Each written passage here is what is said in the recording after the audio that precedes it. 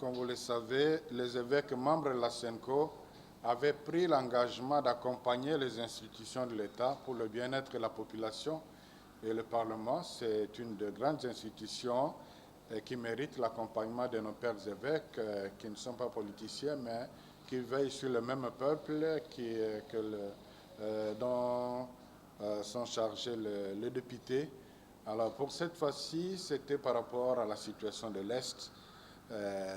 Nous ne pouvons pas dormir tant que la situation n'évolue pas là. Vous avez suivi dernièrement, on a même tué un religieux. C'est un musulman, demain ça sera un catholique, ça sera un protestant, donc nous sommes tous concernés.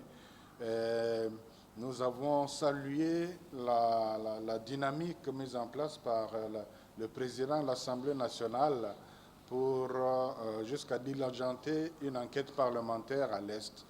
Et bien avant ça, la CEAC, l'Association des conférences épiscopales d'Afrique centrale et la SENCO avaient diligenté une mission de réconfort et de solidarité à l'Est.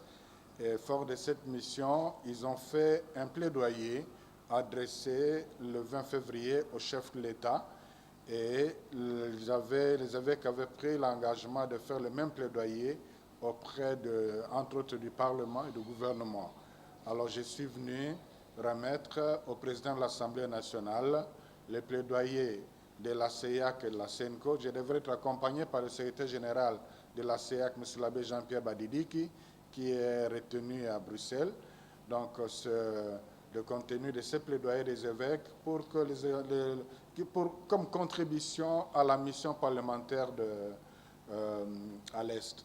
Donc nous estimons que les informations que nous avons recueillies pourront servir aussi de référence, peut être exploitées de l'une ou l'autre façon par les parlementaires. Voilà, c'était pour ça. Et en marge de cela, c'est seulement en marge de cela qu'on a parlé un peu de l'évolution de travaux au niveau de l'Assemblée nationale sur la CENI. Je suis content que l'Assemblée nationale accorde une attention particulière par son président en question de réformes électorales. Opportunité, c'est que nous avons suivi, le président de la République nous a surpris agréablement en décrétant un état de siège pour le Nord Kivu et l'Ituri. Je crois que c'est une opportunité, une valeur ajoutée dans ce que le Parlement a conçu comme contribution, et nous sommes vraiment de cœur avec eux.